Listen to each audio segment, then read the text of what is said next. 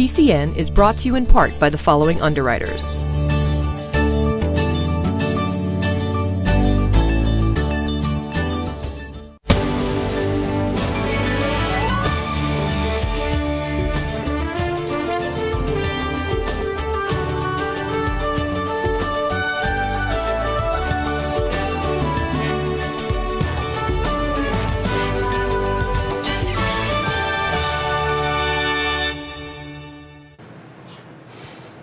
Welcome to PACTV Community News. It's been another tough week with snow and wind, so we hope you're warm and ready to enjoy another episode of PCN. This week we bring you stories on a dam removal in Plymouth, a historic dress exhibit in Duxbury, and hear about adult ed classes in Kingston. We meet the owners of a green smoothie cafe in Pembroke, and we'll flash back to summer to help you remind you that it will come again.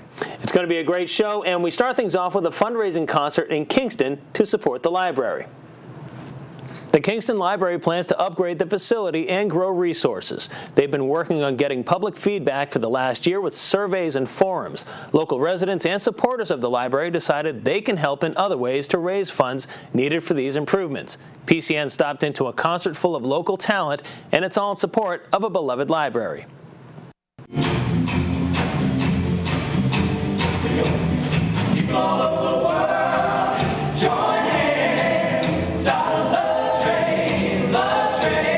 This is a very exciting concert for the benefit of the Kingston Public Library, and I'm very much looking forward to the variety of talent here. These are all well-known, beloved musicians. We're very, very lucky that they chose to come out and do this benefit on our behalf.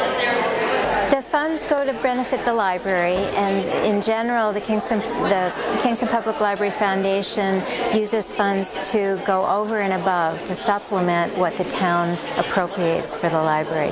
So it will go for library materials beyond what we can afford through the town appropriation. It will go to supplement program funds and funds for things that we just can't normally afford.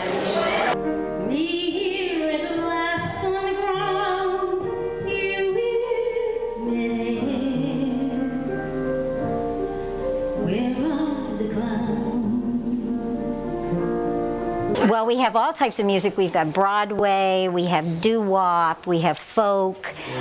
So those are the genres that we're going to be doing, and I think there's a little bit of everything for everybody. So, well, my music background is I'm actually just sort of a person who used to love to just sing in the shower. Not really a formally trained singer, but I was very fortunate. Back 10 years ago I entered a contest with the Boston Pops called Pop Search, and I won it, and ever since then I've been singing my heart away. So it was really a treat to be able to go and tour with the Boston Pops and perform with them. But I love to sing Broadway music. That's really my big thing, and but I love all music, and I love to use my voice to help the community in any way I can. So that's why we're doing this program today, and all the performers here are the same, feel like they really want to give back to the community with their gift of their voices. What a wonderful world.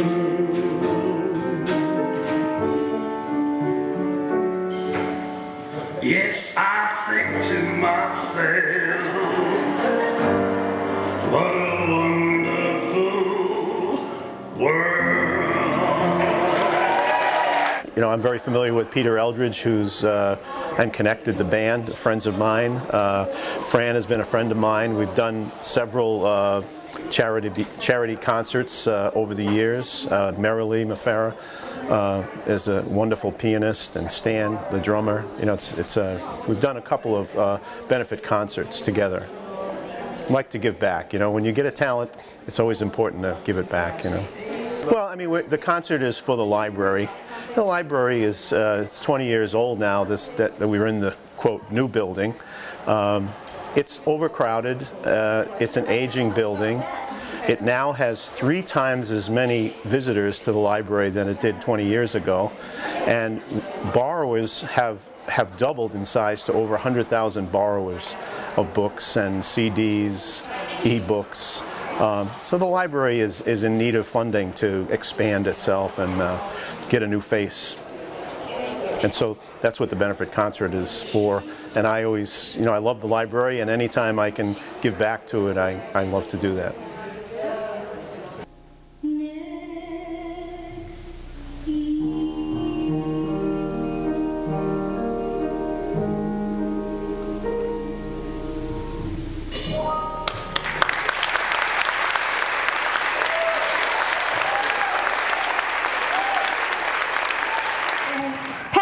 Home to the first of 6 new shops that Greenlight has opened over the last year and a half. Owner David O'Brien recently told PCN about wheatgrass and its health benefits. And then we're going to hear about how this once roofer built this company by helping other people. The Greenlight is 100% a raw vegan establishment. We're known for our amazing 100% organic wheatgrass. Wheatgrass is the most nutritious food on the entire planet Earth. There is literally nothing that could pass your lips that is more nutritious and beneficial to the body than 2 ounces of pure wheatgrass juice, which is pure chlorophyll, which helps deliver oxygen to the human cell. On this course of human nutrition, I knew there was a better way, and I studied and I saw what was happening to people that I was working with, taking them from super sick to super fit solely through nutrition. It's 100% organic hard red winter wheat berries. It's all grown in 100% organic virgin soil. There's nothing in there but pure organic soil. One thing about wheatgrass, wheatgrass is again, like Dave said, it's the most nutritional food on the planet, but also has amazing other benefits. Before I started working here, I had awful acne scars. In high school, I had severe acne, and by applying wheatgrass to my face every single day, it healed up, it filled in all my acne scars. So when I tell people, like, yeah, I used to have really, really bad, severe acne, I went on a bunch of medications, nothing worked to clear up my acne scars.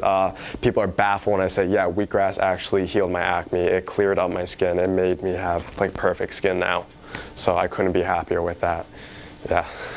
Nutritionally wise, it's the best tasting, the most nutritious wheatgrass I've ever had. I have it every single day.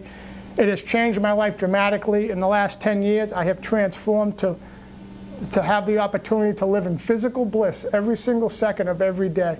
We have been in business for 17 months. Our first year in business, we have people have bought over 20,000 2-ounce shots of wheatgrass. It was a pretty phenomenal, amazing first year in business. Now we're at 17 months. We've gone from 1 location to 6, and the marketplace, the people are doing amazing. It's just been an absolute blast to be a part of this. What sets apart the Greenlight cleanse from most cleanses in the country is that we don't have any beets or carrot juices or anything like that. We don't have any cashew milks with agave or lemonade or maple syrup or any of those things that people are putting out there.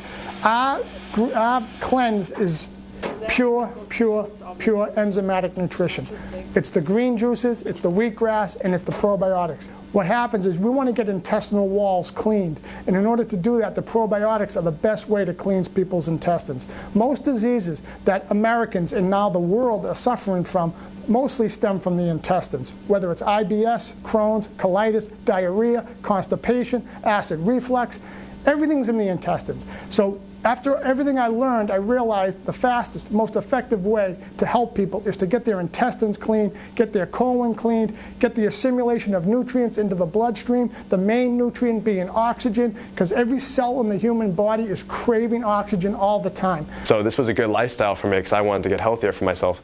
And yeah, I jumped on the opportunity right away to work here. I loved it. I worked my way up to being a manager. I've just been doing this pretty much like every day and just loving it. So what we try to do is we try to have people who choose to live in physical bliss instead of lugging themselves around in a state of disease, state of suffering, grimacing, trying to get in and out of their car as an event. It doesn't have to be that way. It's called the Greenlight, as appropriately named, and it's greens. It's kale, spinach, celery, cilantro, lemon, apple, and ginger. That's what we have. That's what we sell the most. That's what people buy the most is the green juice. People love it, and if you notice our green juice, it's very dark. We use a lot of spinach and kale. Our green juice at the Greenlight is very dark because we use a lot of spinach and kale because, again, we choose to provide the best. I know the possibilities of what exists for the green light, and for literally millions of people that are waiting for the green light. We're coming, okay? We are going to expand. Our vision is to have green lights all over the country, if not all over the world. That wheatgrass looks pretty good. I've tried it before. It's actually a little sweeter than I expected. It's not quite like the raw vegetable taste. It's a sweet taste. And I've always wanted to grow it, but I've never done that before. Have you ever tried wheatgrass? I tried growing something like that in college, and the secret was just having, clean flowing water underneath. Speaking of which, the town brook in Plymouth has been home to many dams since the 1970s. Recently, the Plum Co Dam was removed, and the water will soon flow the way nature intended. This is the second in a series of 3 dam removals scheduled on this historic waterway. PCN was there during the reconstruction and got a chance to talk with Plymouth's environmental chief, David Gould.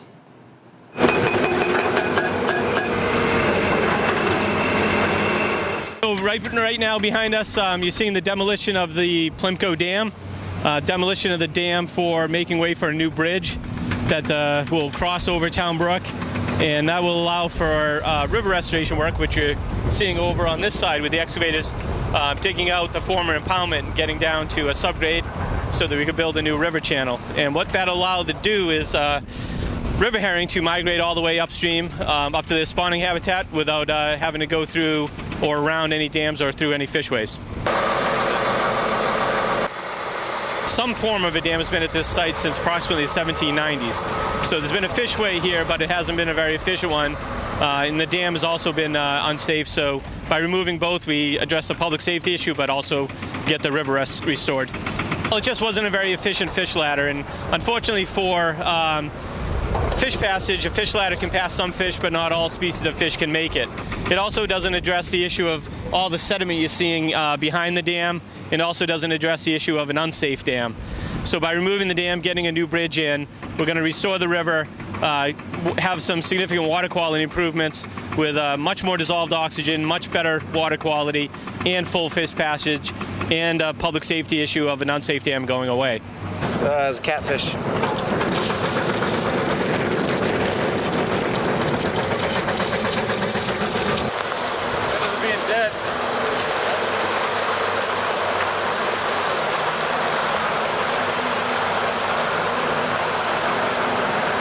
It's going to look beautiful. Right now it's very messy, but we're going to make a mess, but in the end it will be beautiful. It will look very similar bridge, arch bridge with a stone masonry facade on it. And again, once you get a growing season in, spring and summer, and the site really greens up, and then a fall where you get all the leaves falling, the site will look a whole lot more natural in a year or so. Right now, Town Brook is actually in a pipe. So what we've done is put Town Brook in a pipe that runs underneath the entire site and discharges at the far end of the project site. That way we can do most of our work in the relative dry conditions, and we're not producing sediment that's going downstream and clogging up the downstream work. So right now Town Brook is in a pipe, and we're able to work on the site without having flowing water go through the river channel. The Duxbury Rural and Historical Society, in collaboration with the Duxbury Library, held a timeline exhibit, Threads of Duxbury's Past, which included a green plaid silk dress circa 1860 to 65 from the Civil War era. The dress will be on display through April. Access to the exhibition is free and during regular library hours. You went in an S direction, and you got the pattern that you wanted, and you got the piece that you wanted. Well, my name is Madeline Eli, and I'm part of the Historic Clothing Committee at the Duxbury Rural and Historical Society. This case has been here since 2007, and it was donated partly by Mrs. Jane Fogg, and the Historical Society provided the rest of the funds. So since then, we have had a new installment in this case every 2 to 3 months. Now what we're doing right now is called the Timeline Series. It's the Threads of Duxbury's Past. The timeline, it started in 1750 with our oldest piece that was about a year ago. We're up to 1850, which is this piece that's here right now. And we will be going to 1970, which is the last piece. So that's probably close to a year from now. So that's our plan. And we have a gallery talk, which is quite well attended, and everybody has a lot of interesting ideas and shares them, and it's more a forum. It's a very informal type of it's not really a lecture. But it's our pleasure to change these dresses every 2 months and to research about them. That dress is what is called a plain weave silk. It is plaid, which was popular in the 1800s because of Queen Victoria in England. And it probably, I'm having to guess because we do not have any provenance on this dress, unfortunately, but it probably came from France, and Lyon is a big silk making center there. And was brought by sea captains on their ships. The issues were getting the fashions made, which wasn't a problem because they had dressmakers here who could copy patterns. And the issues were to keep the fabrics from deteriorating and safely kept if they weren't using them. They were passed from generation to generation, reworked to make them more fashionable for the times. Oftentimes a dress would last 100 years, be passed down in a will to people of the later generations. The library's part in this whole partnership is to give us the space for this case and to supply some books that would illustrate what we're talking about and to give us publicity and posters and that sort of thing. So it's a partnership, which is a very good thing, I think, in a community of organizations to partner and allow people to enjoy what we have to say. The Historical Society's mission includes education of the public, and I feel that we're fulfilling that mission with this project. And a drawstring.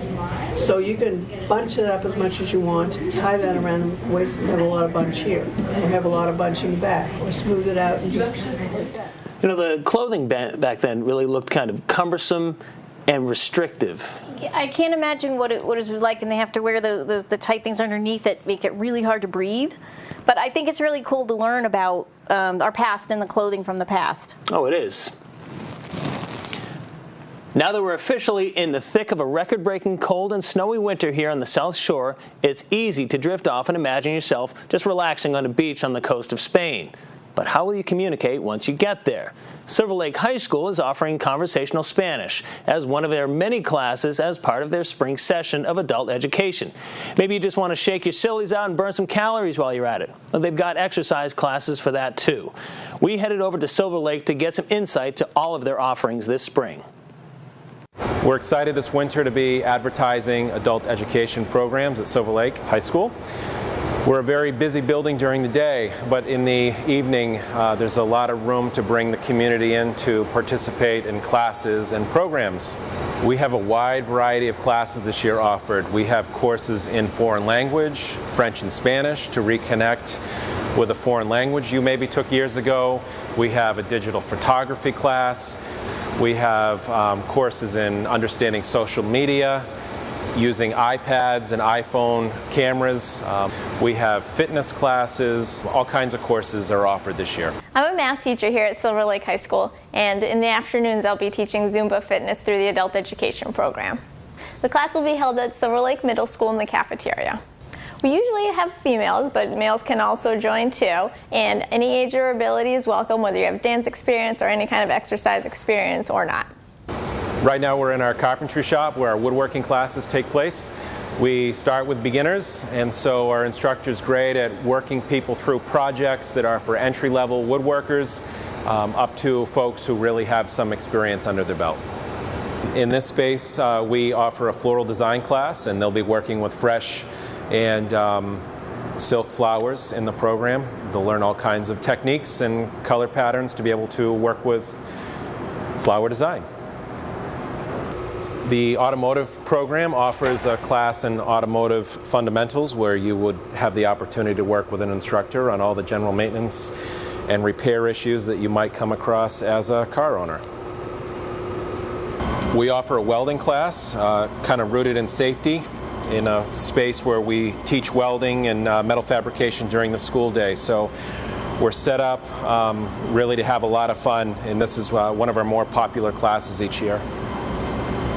We have a whole bunch of classes in cooking and baking with our instructors that teach during the day in the culinary arts program. They do a great job at kind of making food fun and teaching you something that you can take home on a weekly basis. I think it's important for the adults in the community to have an opportunity to do extra learning. Usually it's just the students that we think are the ones that take classes, but just because you're older doesn't mean you're not ready to keep learning. I think working in the public school system, we feel fortunate to be as supported as we have been by our communities. We have beautiful schools, and we want to share them with our communities. And so the adult education program is a great opportunity to get people in that aren't usually involved in the school system, or people that don't have the opportunity to come here as often. So from Halifax, Kingston, Plimpton, and beyond, we look forward to folks coming and taking part in the adult education program. We sure are looking forward to spring. And with all this snow and cold temperatures, we thought it would be fun to look back to some stories from the summer and remind you it will come again. Enjoy. All right, Brian? Yeah. What's that? The boom. Want to fill it in? Yeah. Thank you. I run the day-to-day operations for the town sailing program, which deals with payroll, maintenance of the boats, setting up schedules for the classes, schedules for the instructors, and essentially just handling the motorboat is my biggest responsibility, making sure that's running properly because it's our biggest safety tool. All right, on the motorboat. Today is capsize day, actually, where the students run through how to capsize their boats properly and how to properly recover from a capsized sailboat, which is pretty essential because in the event that you do capsize your boat while you're underway sailing, when you're not doing it on purpose, then being able to right your sailboat requires a lot of effort and a lot of time, especially on a larger sailboat, because if you don't, then you'll require assistance from a search and rescue vessel such as a harbor master or the U.S. Coast Guard if necessary. I'm really pretty sure I just As they capsize, the way that you're supposed to capsize is you turn your sail into what's called irons, which is the direction of the wind. And then after you sail into irons, to prevent your boat from moving, you pull on the mast of your sailboat in the direction of the sail. Usually it's off to the left or to the right, and that will result in the capsize of your sailboat. At that point, you tend to jump off the sailboat, and what you have to do is swim around to the back side of the sailboat, the underside, which will now be upright, and push down on the daggerboard or centerboard, which helps keep the sailboat balanced, and by doing that, the sailboat will properly right itself. This technique's more common on smaller sailboats. On larger sailboats, that technique won't quite work just due to the mass and weight of the sailboat. This is our third week, which means that this is our fourth class. We run classes level 1 and level 2, as well as a high school class for older kids that would like to learn how to sail and hopefully be able to put this program on their college transcript and make themselves look more applicable to a university of their choice. You know, you almost forget that those seasons exist. I think we've had 20 consecutive days of snow Snow and ice, and how high are those snow piles? Are they ever going to melt? In my yard, I think it's up to about 6 feet. So personally, I'm really looking forward to just like get back out and like go swimming, or even put on some shorts. We actually sent one of our guys out last summer to check out a whale and shark expedition. So take a look and enjoy. Expedition 2014 in search of white sharks, whales, and birds to benefit the Atlantic White Shark Conservancy and whale and dolphin conservation. Going around and down. I'm going around the race right now. This is the first time anybody's done a trip like this, and so we're very excited to be a part of it, and we also had a lot of great interest for this trip as well. We did sell out all the available tickets that we had, and so we're hoping that this trip will actually be an annual trip that we can put on year after year. So this is our first year partnering with the Atlantic White Shark Conservancy for this expedition, Great White Sharks and Whales. And we did this for two reasons. The first was to build awareness for both of our organizations, and the second is as a fundraiser. As a marine conservation organization, we rely heavily on donations. And this was one way both to bring awareness to the work that we do, as well as to raise some money. So see how much bigger, even that breath, it's a much bigger breath. The calves can't hold their breath as long as the moms can. Their lungs are still quite a bit smaller, so they can't hold as much air. So Whale and Dolphin Conservation is a global organization, and many people don't realize that our North American headquarters are here in Plymouth, Mass. So for an international organization to have such a small hometown office is unusual, and that's part of the reason why we did this trip, is so people would know that we were here. There's the flipper again. We do just call that flipper slapping, because that's exactly what it's doing. It's slapping that flipper on the surface. So this whale's kind of on its side right now, rolling over a little bit.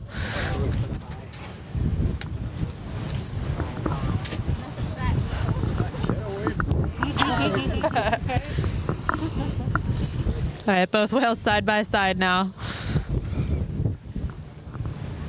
So far on this trip, we've seen 2 different types of large whales, baleen whales. We've had a number of humpback whales that we've seen, and also a couple of finback whales, which are the largest animal on the planet. So it's always really interesting and very neat when we get to see them, especially up close. 2 of the humpback whales that we saw so far on this trip have had calves or babies with them. So that's always really neat to see as well, to have the mothers teaching their calves everything that they need to know to survive. And we're able to see that right off of our coast. And we had 2 of them. Not just 1, but we had 2, and so that was a really neat sighting. And one of those mothers with her calf, it was the first time this year that we've seen them up in this area, so it was actually a really important sighting for us to have, to be able to track their condition and how they're doing. Look for a tail. Really, the number 1 question we get from people is how many sharks are there, and we don't know. So that's why we're starting this study, to try to identify as many as individuals and also tag any sharks that we can. We're not so much focused on tagging as we have been in the past, but we will, if we have the opportunity, put some tags out, and then that allows us to track the sharks while they're here and also when they leave here. A lot of people are surprised that, you know, there was a white shark in Cape Cod Bay, but the fact is, historically, white sharks have always been part of Massachusetts fauna. Going back to colonial days, there's been white sharks documented in Cape Cod Bay. There's been white sharks in Buzzards Bay. You know, they've been here, and I think what we're seeing now is their food source, which had been basically exterminated from this area, is now back, and they've discovered their seals back, so they're coming, doing what they do. They eat seals, and so we're seeing more of them because we're seeing the growing seal numbers. But they're not just here for seals. A lot of people don't realize they eat other things too, and they even eat spiny dogfish. So it's not unheard of for them to be in Cape Cod Bay, Massachusetts Bay, all the way up. We got sharks that we've tagged that go all the way up to Newfoundland, Canada, all the way south down into the Gulf of Mexico. We have a turtle next to us here, right along the boat, on the left side. Oh, right next to us here. Our other humpback, right next to us on the other side, 10 o'clock. We have a turtle next to us here, right along the boat, on the left side.